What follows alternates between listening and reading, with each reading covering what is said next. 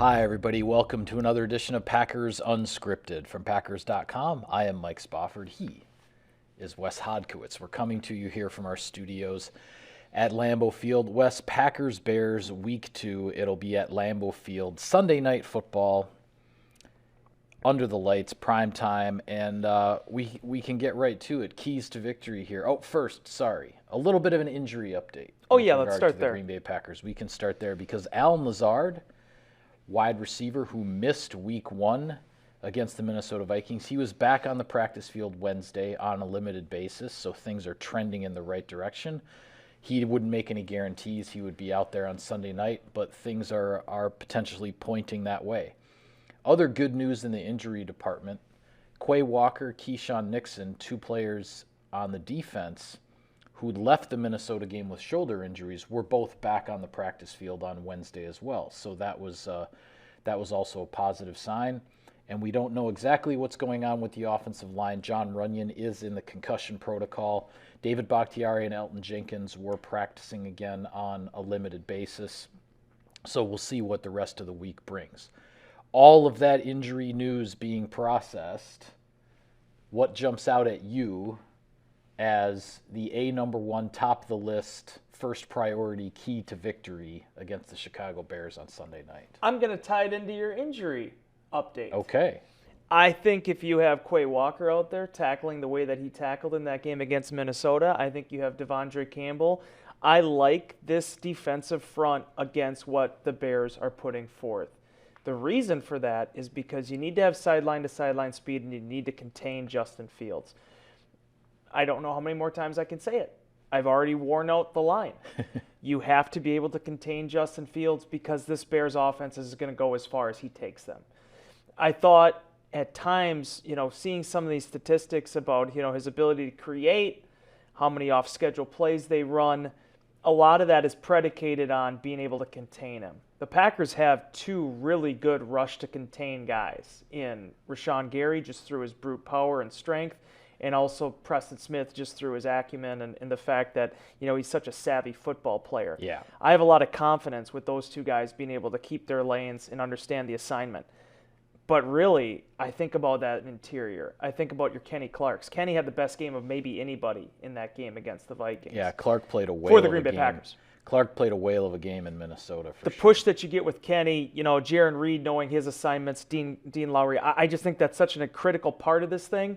But seeing Quay Walker back, not just because of the injury to Chris Barnes, but Walker, the way he played 8 tackles before he left that ball game, Mike, Yeah. I thought for as many explosives that were given up, for as many missed opportunities as the Packers had, when it came to see ball, hit ball, get ball to the ground, Quay Walker was right on point, and I really liked what I saw so far from him and Campbell being able to work as that 1-2 punch. Yeah, and certainly staying on the defensive side of the ball, you have to believe that this Packers defensive backfield is going to have a bounce-back kind of game. And, yes, the Bears do not have a Justin Jefferson, Adam Thielen combination. They don't have a Dalvin Cook in the backfield either. That's taking nothing away from Montgomery and Herbert, who are quality NFL running backs. Darnell Mooney is potentially still a rising star at receiver in this league. But those guys are not on the level of the Vikings' perimeter weapons. And this secondary for Green Bay, we talked about it, that main 5 that plays in the nickel. It's an experienced group. It's a talented group.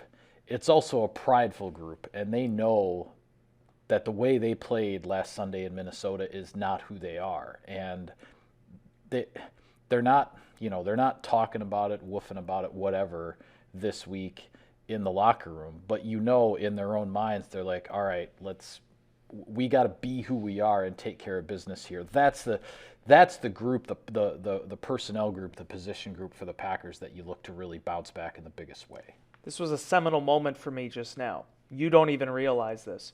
But woofing is now a thing that I think I'm going to work in my vernacular for the rest of my life from this day moving forward. I just want to make sure that you're aware of that. But you're absolutely right, Mike, because what I took away from the post-game locker room, I almost said Mike McCarthy. You were at Matt LaFleur's press conference with Aaron Rodgers. I was in the locker room and listening to Rasul Douglas, Jair Alexander, and Eric Stokes all address the media afterwards, and even some of those guys talking on Wednesday. Nobody was defensive. Nobody was unsure of themselves. There was almost this kind of like approach that it was round one of a boxing match, and they got knocked down. Yeah. It's a 10-8 round for the opponent. They owned it. But they're going to be able to work their way back, and that's going to be critical because, as Jerry Gray said, you have to make the corrections because you're going to see that number 18 again in the purple uniform or white uniform later this season. They're going to have to deal with Justin Jefferson again, but you can't do anything about that in week 2. Right. You have to worry about the weapons that the Chicago Bears present. And I'll tell you what, Mike, while they don't have a Jefferson, you could even make the case they don't have an Adam Thielen, they do have guys that are pretty gritty. And that was kind of my main takeaway from that game with the Bears.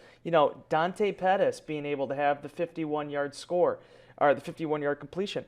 You look at the score that Equanimeous St. Brown had. Those were heady plays, and a lot of that was generated off of the creativity of Fields. So you can't worry about the Vikings. You have to turn your attention to this Bears team because, again, they're going to be riding high coming off of this win, a win that very few people expected over the San Francisco 49ers. But the circumstances of this game are going to be much different. You're going to have a crowd in there for the first time at Lambeau Field in a regular season setting. We remember what that atmosphere was like for the preseason game that they had here.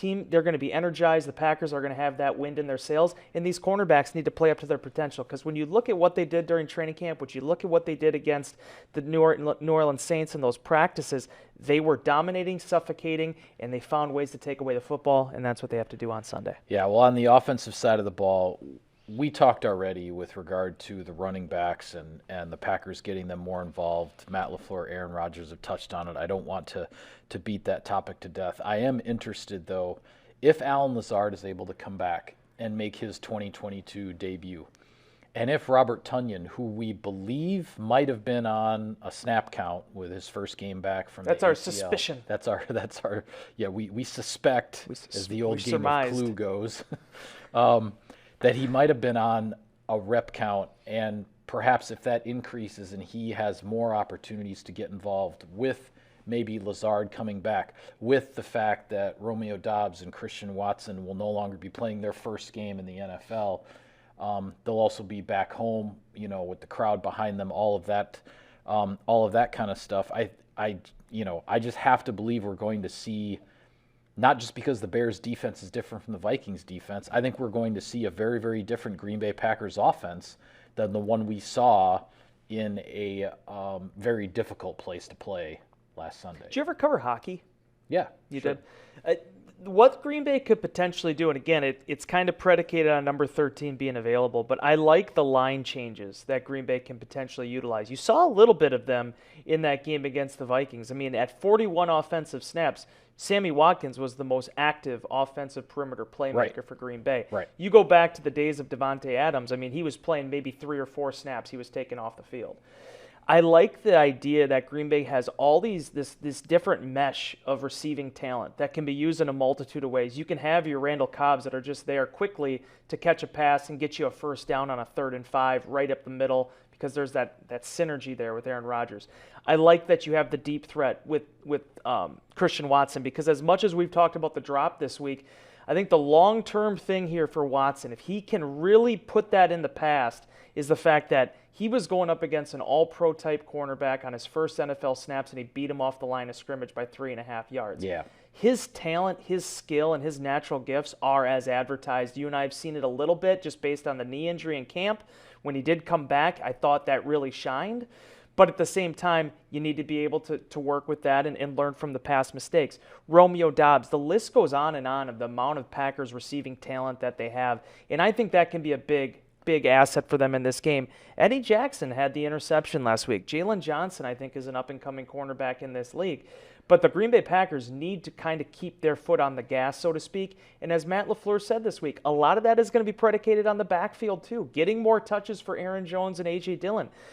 This is not the 2020-21 Packers anymore. This is not an offense that's going to run through one specific all-pro. It's going to be versatile. And having Lazard back with all the different ways that you can use him, I just think, again, it opens up that cookbook just a little bit wider with some interesting recipes for this offense. Yeah, you mentioned Eddie Jackson, the safety for the Bears, playmaking kind of guy. You definitely have to be aware of him. And I'll go back to what I said at the beginning of the week in Insider Inbox when somebody asked me about the keys against the Bears, and you have to get a hat on Roquan Smith. Whatever sorts of running plays, whether you're going to go inside zone, outside zone, if you're going to run the reverses, the jet sweeps, whatever it might be, whoever is headed to the second level off of the offensive line, off of the combo blocks, you've got to be able to beat 58 to the spot, so to speak, right? You've got to get a hat on that guy because he's a guy he's capable of wrecking so much of what you want to do offensively. This is not the same Bears front that we've seen in recent years with Khalil Mack and Akeem Hicks and guys like that up front. But Roquan Smith is still there just behind the line of scrimmage, and he's a guy. He's a guy you have to be able to block him, and he's going to make his tackles. The defense is designed to do that, but you can't let him be an impact player, I guess is what I'm saying. Yeah, and I really like, for as much as, Green Bay last week, we talk about the push on the goal line. There were some issues there with the pass protection, but I really like this offensive line and the athleticism and how that's kind of shown up at the second level. Josh Myers did that a little bit in the preseason. You see some of these intangibles that these guys have. The Packers have the athleticism there to really thrive on that side of the ball, but it's a difference between that and really getting a hat on a hat. Mm-hmm. And Roquan makes it very difficult for offensive linemen to achieve that. But that being said, you look at 6.2, 6.3 yards per carry for Aaron Jones and A.J. Dillon last week. Green Bay needs to repeat that recipe and maybe throw a little bit more in there too. To be able to get into more favorable situations. Because realistically, the only time where Green Bay started to fall behind in some of these downs was when there was an incompletion or a sack on first down. When they ran the ball, for the most part, they weren't getting stuff for 2nd and 9 or 2nd and 8. They were able to get into some 2nd and 6, 2nd and 5 situations. You want to see that replicated because if a guy like Roquan gets going, and especially, with Robert Quinn, if he's able to, pin his ears back a little bit, that's a self-fulfilling prophecy for any defense. So that's going to be probably the big intangible in this game is what does Green Bay do up front early on to really set the tone in that matchup? Yeah, when you look at the 29-yard run by Aaron Jones last week, I had it in my clips on Zach Tom. Larry did a great rock report on it as well for anybody who wants to check it out. The key to springing that run was Mercedes Lewis taking out Eric Kendricks, yes. And Eric, Roquan Smith is sort of like the Eric Kendricks, of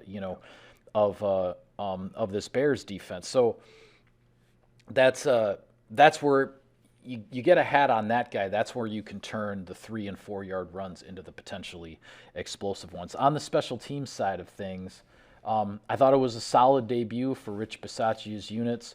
Matt LaFleur talked about a little bit too leaky in the punt protection. There were a few punts that were a little too close for comfort in terms of getting blocked. But I think that's something, that type of attacking mentality from opponents is something the Packers are just going to have to get used to. Yeah.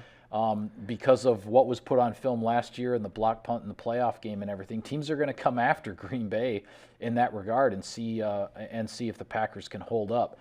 On the return side of things, I thought there was the one punt return where Amari Rodgers might have had a lane down the sideline, maybe called for the fair catch a little bit too early there. That was an opportunity, but the sure hands were definitely there. There were no issues in terms of potential turnovers or worries in that regard. So a solid effort there, but certainly some ways that you can see this special teams unit moving forward. Yeah, I just like seeing Amari get north and south. There was, too much, kind of indecisiveness last year. I think that was one of the things that really kind of hurt him down the stretch, and also just the way he's fielding the ball. He's fielding it a lot cleaner in year two. This is an interesting matchup, though, with the Bears because, for so many years here, you kind of had to worry. Not that you don't have to worry about Pettis here, but, Jakeem Grant and obviously the Devin Hester years. There was always kind of this this fear a little bit associated with, the amount of playmakers that you could potentially see on that unit.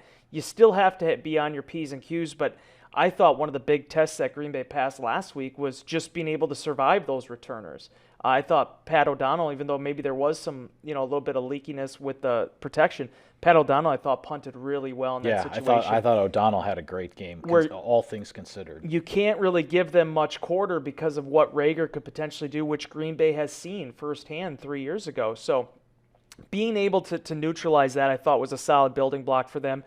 Mason Crosby, a few extra points, but still getting back into his own rhythm, getting back into his whole pregame process, his 242nd consecutive start in the NFL, or consecutive game played. All those things are going to matter because I'll tell you what, you mentioned Keyshawn Nixon early on. How important is it not only as him as the dime cornerback, but him still being available now as a gunner? Rudy Ford was fantastic, I thought, in that game as a gunner. Green Bay has some vets there now. Yeah. And being able to see those young guys rally around those veterans, as opposed to last year, where I think a lot of times it was guys just looking at each other, trying to figure out who's going to lead this group, who's going to step up. I think over the course of the year, Mike, you're going to see that show up. Yeah. Well, I want to get to a couple of interesting statistics to throw your way, Wes. But first, some sponsor business. SiriusXM NFL Radio delivers hard-hitting analysis and up-to-the-minute NFL news that true football fanatics need 24/7, 365. And at Cousins Subs, we have something for everyone, like our Wisconsin cheese curds, mac and cheese, golden fries, and creamy shakes, all paired with your favorite sub or sub in a bowl. Cousins Subs, 50 years of better. All right, 2 stats for you, Wes. First, the Green Bay Packers have won 14 of their last 15 home openers, going back to 2007. Since 2007, the only home opener the Packers have lost was the Week 1 contest. It actually was a season opener against the San Francisco 49ers in 2012. So this is the type of game that the Packers normally win. And the other thing I came across this week, it was really interesting, and I'm going to be writing a little more about this in my One Last Look column, which we'll post on the website on Saturday. But I didn't realize in 2018, when Matt Nagy brought the Chicago Bears to Lambeau Field for the first time for him as a head coach, that when the Packers came back from that 20-point deficit with Aaron Rodgers being injured, coming back out of the locker room and all of that, the Packers winning that game actually broke a streak of, and I'm bringing this up because Matt Eberflus is coaching his first Packers-Bears game at Lambeau Field.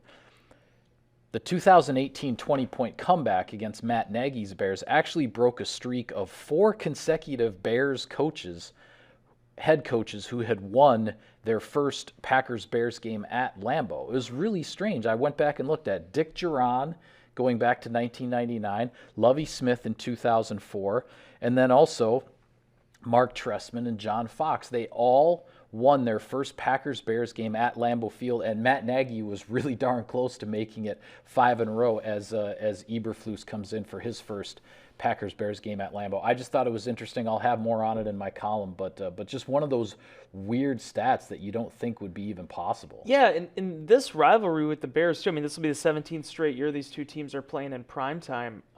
These are the type of things that I'll always forever remember Lovie Smith taking the podium for the first time as their head coach, saying that my number one goal is to beat the Packers. Yep. And I'll be honest with you, Mike, over all the rhetoric that I've heard for years and how excited fans get, if their team beats Green Bay within the division, that's always been the number one thing, because I think Lovie's comments spoke on 2 different levels. Because one, obviously there is the rivalry. There's a reason why we're continually tracking, hey, which team has more Pro Football Hall of Famers, which team is up on the regular season career, wins total. Right.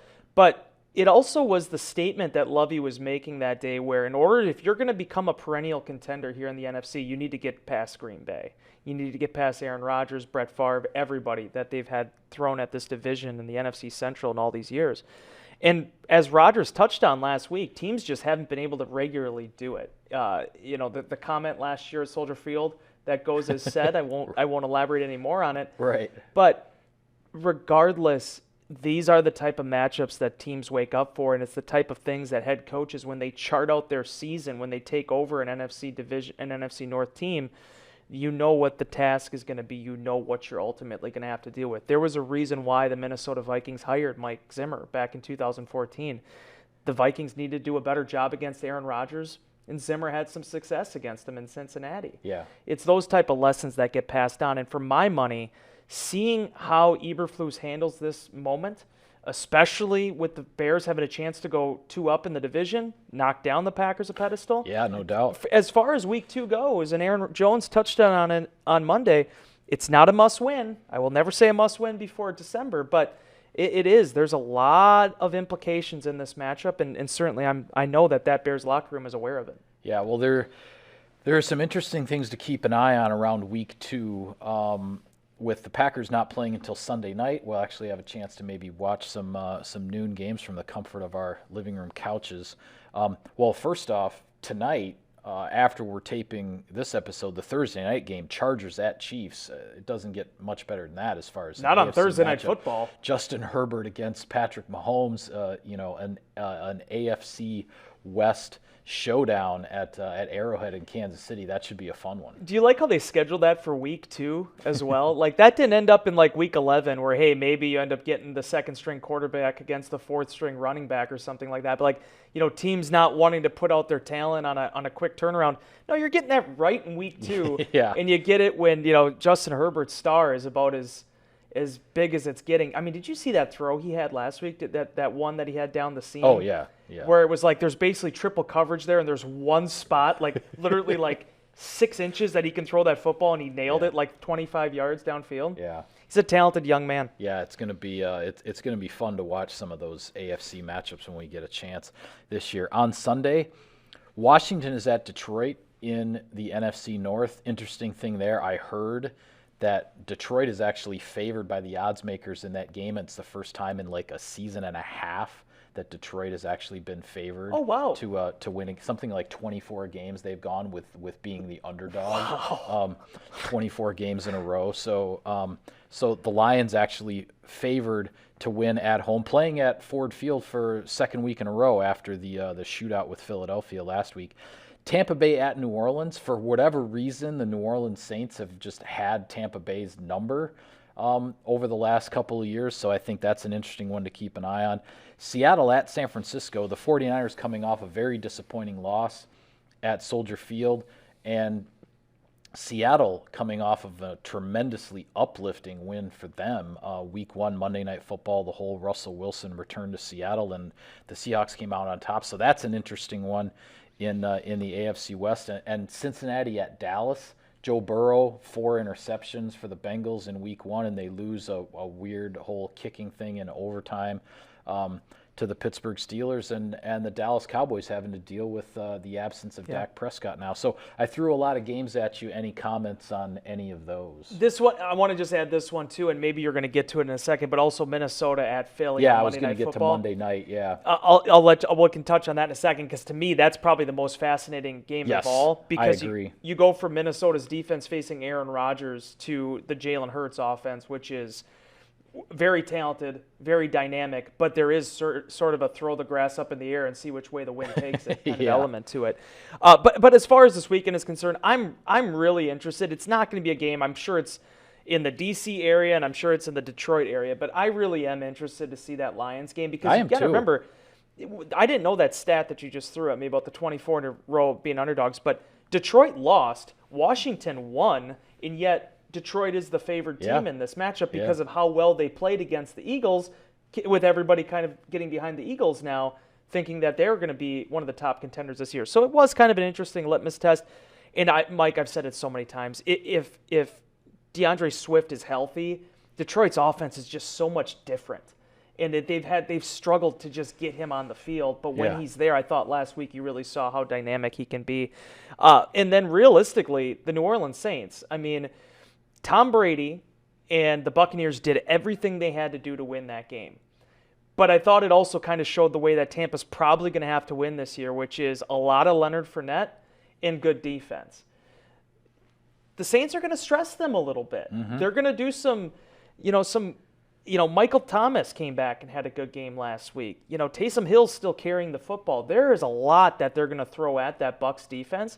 I think that's going to be a barn burner till the very end. Yeah, well, you mentioned on Monday night, it's actually a Monday night doubleheader this week, an AFC matchup, Tennessee at Buffalo, 2 teams that made the playoffs a year ago, so an interesting one there. And then, as you said, I think the most intriguing game, maybe on the entire Week 2 slate, right up there with the Chargers-Chiefs on Thursday night, is Minnesota at Philadelphia. Both of those teams 1-0. The Eagles were sort of the last team to get into the playoffs last year, and then they got bumped out right away. they're kind of, especially with the Dak Prescott injury, they're kind of being pegged now as the clear favorite in the NFC East, and a chance for them to really put an early stranglehold on that division in some respects because of the length of time that Prescott could be out for the Cowboys. And then the Minnesota Vikings, can they build on what they did against the Green Bay Packers? But now Kevin O'Connell takes that show on the road in prime time, Philadelphia, that fan base, not an easy place to go play. Really intriguing Monday night game, Vikings-Eagles. Completely flipping the script, offensively, defensively, and atmosphere-wise from what they had last Sunday. Yep.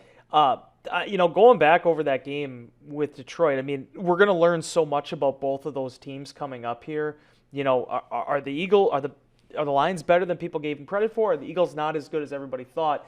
Either way, I just thought that Jalen Hurts, the way he runs this offense and the way that they're building this thing around him now, it fits. I couldn't tell you anything about their run game. I think 48 different people are involved in their backfield right now. Yeah. But that being said, they have a formula that works. And for Hurts, it's looking for opportunities to get out in the open field and also using that footwork and that elusiveness to potentially open things up for their receivers. As it goes in terms of entertaining football teams to watch, on that power rankings, the Eagles might be at the very top right now. The Minnesota Vikings, defensively, I think we're going to learn a lot about them because Hurts is going to stress them in a lot of different ways that they didn't see with Green Bay.